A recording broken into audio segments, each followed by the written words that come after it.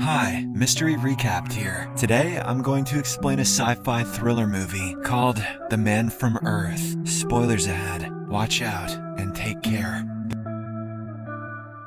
The movie opens as a professor of history, Dr. John Oldman, packs his belongings onto a truck. He is preparing to move to a new town. After having stayed in this one for the past decade, he is almost done when suddenly several of his colleagues show up. From John's reaction, it is obvious that he wasn't expecting them to be here. He hadn't even told anyone that he was moving away. No, we're all here to see your wife. Nonetheless, they reveal that they are here to give him a farewell party. Dan, who teaches anthropology in the same college, is particularly baffled. He is confused as to why John is leaving such a great career behind after just 10 years. Another colleague, Edith, an art history professor, brings up the fact that John hasn't even aged a bit in all this time. All the people gathered at the farewell want to know the secrets, why he hasn't aged, and why he wants to move away. The answer to both is the same. He's been adrenochroming. But John simply replies that he likes to shake up his life every now and then. Now that everyone is gathered, John invites them inside his ex-house, which is empty save for a couch. Dan soon finds a rather fascinating thing among John's possessions. He sees a chisel-shaped object and deduces that it looks like an ancient carving stone. He shows it to Art, an archaeologist by profession, and the latter confirms his guess. In fact, the stone seems to be from around 12,000 years ago, belonging to the Magdalenian culture of the Upper Paleolithic era. As the afternoon passes by, the gathered crowd of friends tell John that if he has anything to say, they are all ready to hear it. The history professor thinks for a while and replies that he indeed has something to tell them all. He then asks them a silly, hypothetical question. What if a man from the Upper Paleolithic era survives until the present day and never dies? Almost immediately, Harry, who is a biologist, says a normal human body is designed to live for 190 years. An ideal human body that functions perfectly and regenerates cells perfectly can live for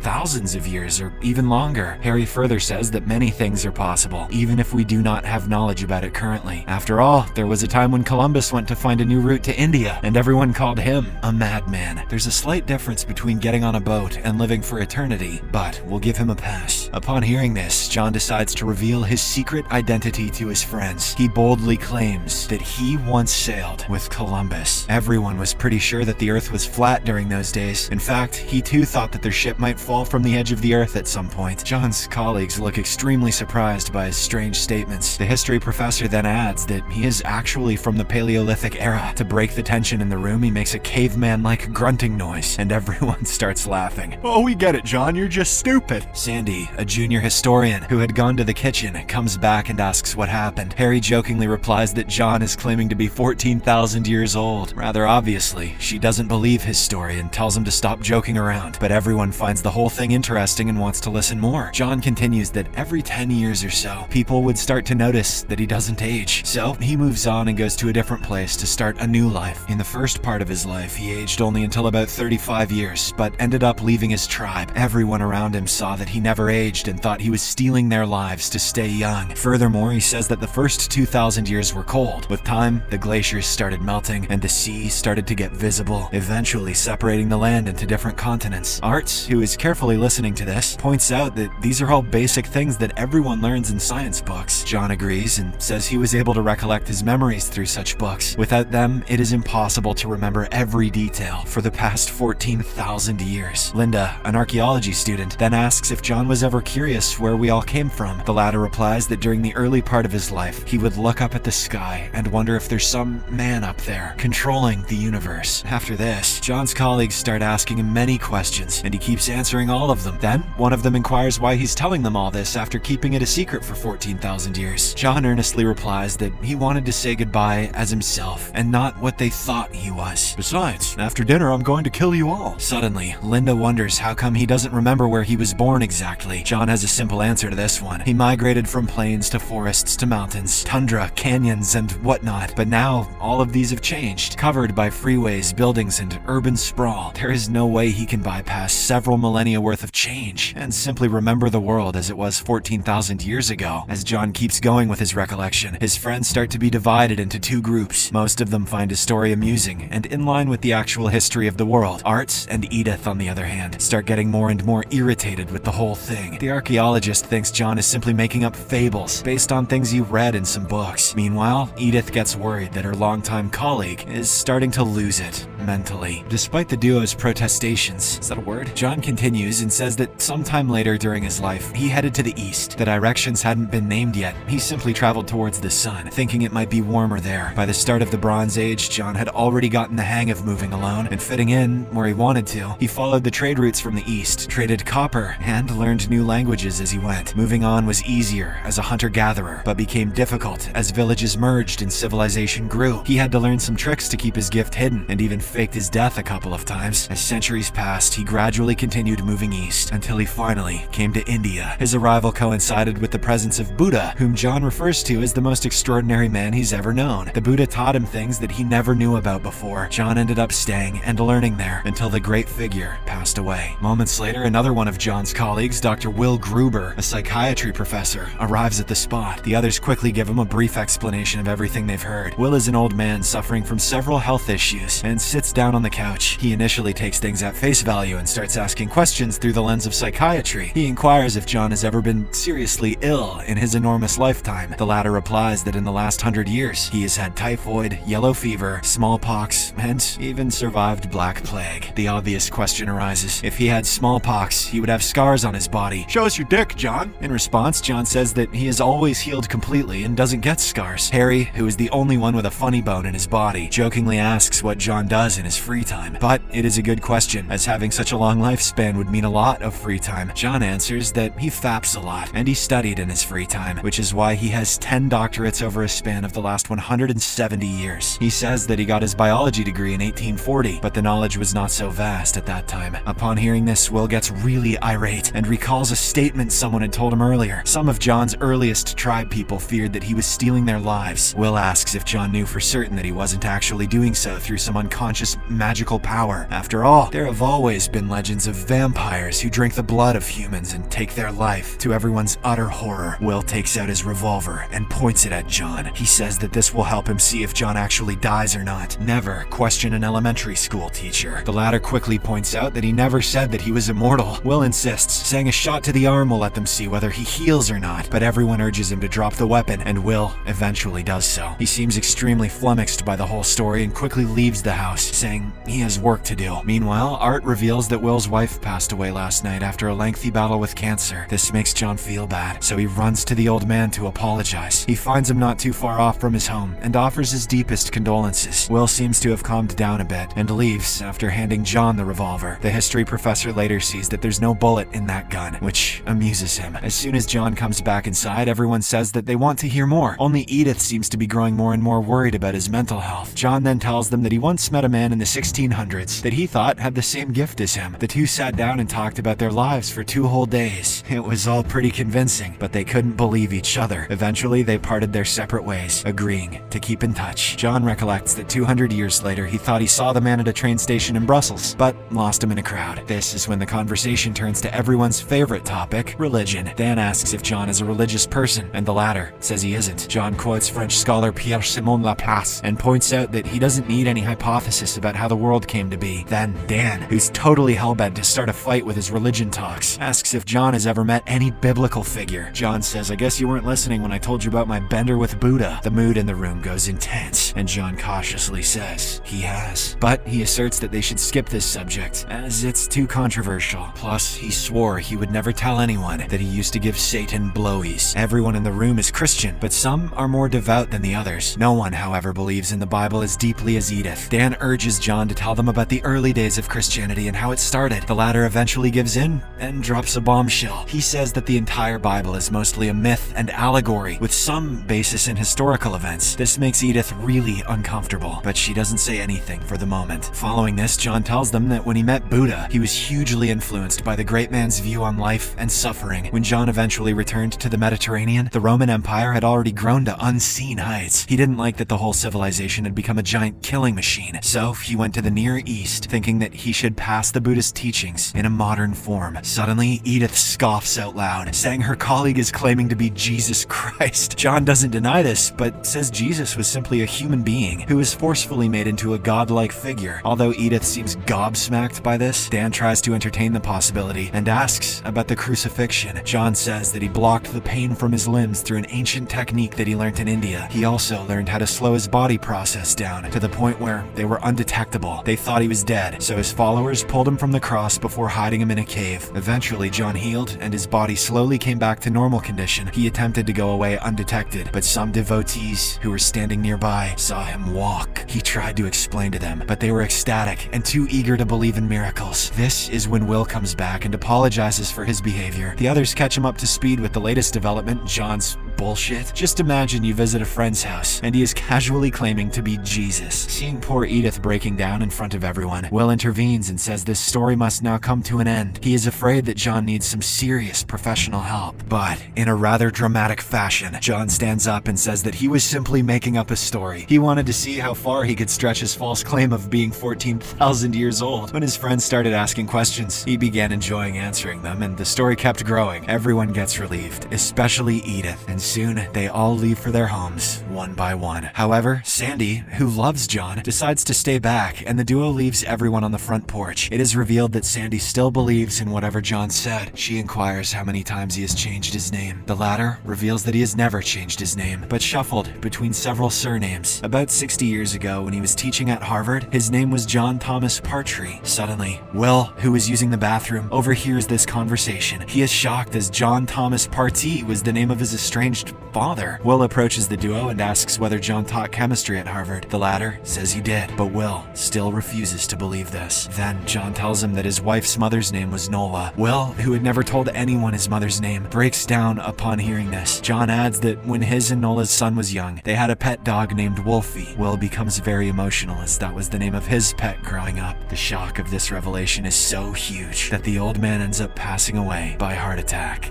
That's a coincidence, says John. Every time I tell people the truth, someone dies, and it turns out I banged someone else's mom. But it's rare that both happen to the same person. The scene shifts to some time later as an ambulance carries Will's dead body away. Shortly afterwards, John climbs into his truck and drives to the road. Before he can leave, Sandy decides to join him for the rest of his journey.